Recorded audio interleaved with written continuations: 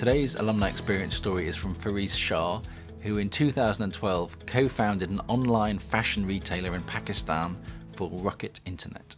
So after your MBA, Faris, you were working for a power company. How did you go from doing that to an e-commerce startup? Well, I think what happened here was, I think 2.5 years into my job here, I realized that the most challenging part of the job was already over.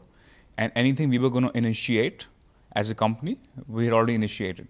The thing in the power sector is things take time to come through. So I knew it would take another couple of years for the results to really come through. But in terms of strategic innovation, I think I was pretty much done.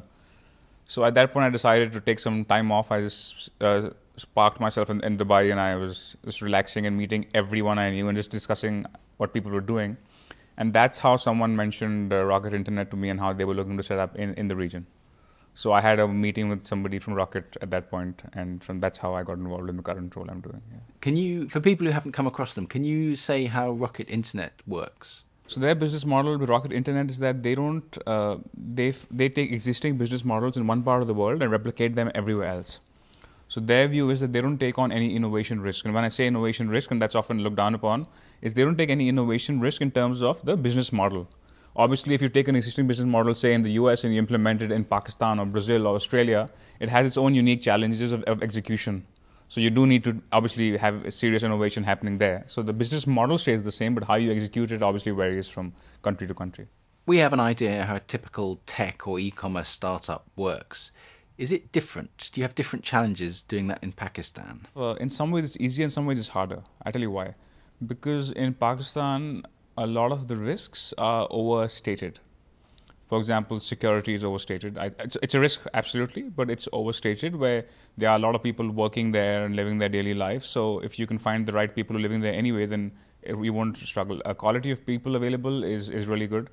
You have a lot of young, very smart people out there who you can hire. And I think the one thing which people generally, in terms of Pakistan, which is not probably understood, is how well internationally aware everybody there is. So people, they know exactly what's happening everywhere in the world. So I think from that point of view, people are very much in tune with what's happening in terms of international trends, what's going on, what's not happening, and so buying online, it wasn't an alien concept for people. It was alien saying, yes, wow, you bring this to Pakistan. So that was new, but the whole concept wasn't new because people knew this happened everywhere else. You've got a classic e-commerce problem, which is trying to get people to do online something they're used to doing face-to-face. How have you managed that? Firstly, I think the idea is that to give people the kind of variety you can't possibly expect in a physical location. So I would say for the first 6 months, everything we sold online was stuff that you could, if for example in Karachi, which is the largest city and which is where we are based, all of that you could actually go out to a physical location and buy it. But having it in one location, and basically convenience is the biggest thing. So we've actually started, we do credit card payments, yes, but we also have a cash on delivery model, which is where you don't actually pay until the stuff is delivered to your home. And believe it or not, 95% of our transactions are cash on deliveries. Once you're already holding a package, it's much harder to say no. We do have a few returns and rejections, they call it, but not as much as, so I know like some of our companies in Europe have up to 50% returns. We don't have more than 5 or 10%. So. Someone who was watching this and thought this sounds really, really cool and interesting, how would you advise someone who wanted to do something similar? So it depends on who you are, right? But the thing is, obviously, if you work for a startup as opposed to an established company, there's certain risks associated with it. There's job security, for example, right? If it does not work, you could be out of a job in weeks. That is always there. But I think you should go into that knowing that.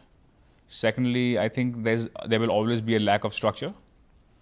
So if you are someone who actually likes the structure and who wants to be within a structure, then this may not be the place for you. The point is not that one is right or one is wrong, but if you go into a startup expecting all of that, then you will be disappointed. How do you deal with that risk, the risk that things don't work out? So I think it also depends at what point in your career this happens to you, right? So in my case, like I mentioned at my previous job, I had come to the point where I was looking to move on to something interesting. So this happened to happen at a very good time for me. Had I been at an earlier point in the same job where I was really driving things, and maybe I would not have been so keen to leave that and move into this again. But I think, like I said, when I was in INSEAD, I didn't do a lot of entrepreneurship courses, so that wasn't something I thought I'd be working in so soon after INSEAD. Not within the first 5 years, absolutely. but I think it worked out well for me in terms of time. But like I said, you need to the ability to drive something and make something on your own. The learning, I think, is unparalleled. I think the learning I've had in the first 6 months here is probably more than anything I've done over the last in my entire career, I would say, in terms of learning again. So purely in terms of learning, even if whether it fails or succeeds is another story. But in terms of learning, it's definitely worth it, I'd say.